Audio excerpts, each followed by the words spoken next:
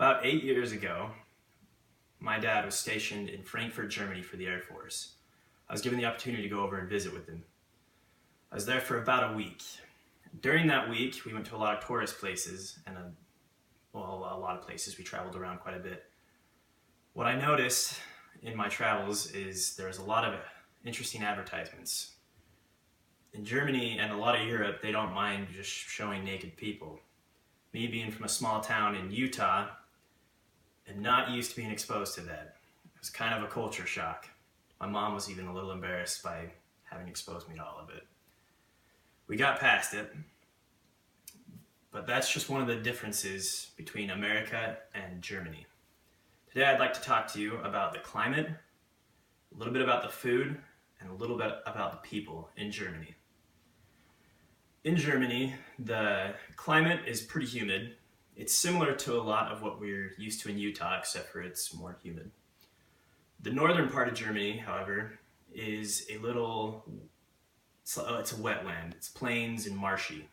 But as you get a little south in central Germany and southern Germany, there's a lot more mountains like we're used to here. They have ski resorts and lodges and hotels and all those things with the snow sports scene.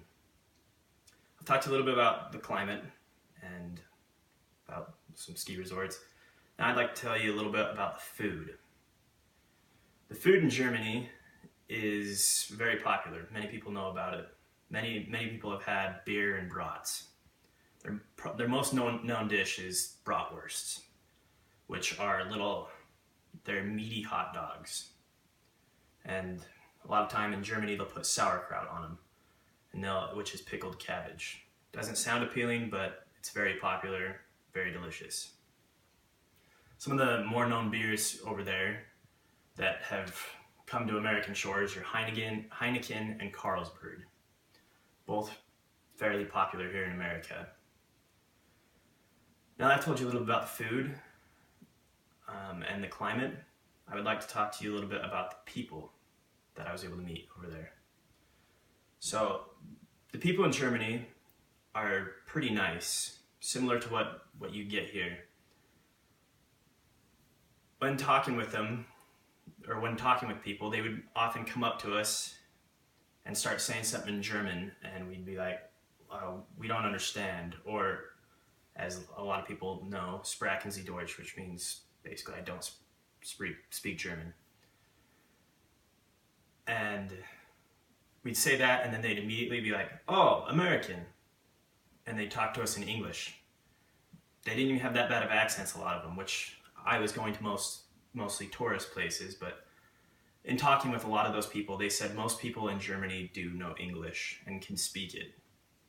In fact, a lot of them even were able to speak 3 to 4 languages. It's very common over there to be bilingual or multilingual. The people in Germany are also pretty industrious. There's a lot of businesses over there, successful businesses that we know of here, such as mostly car companies, but Volkswagen, Audi, BMW, and other car companies.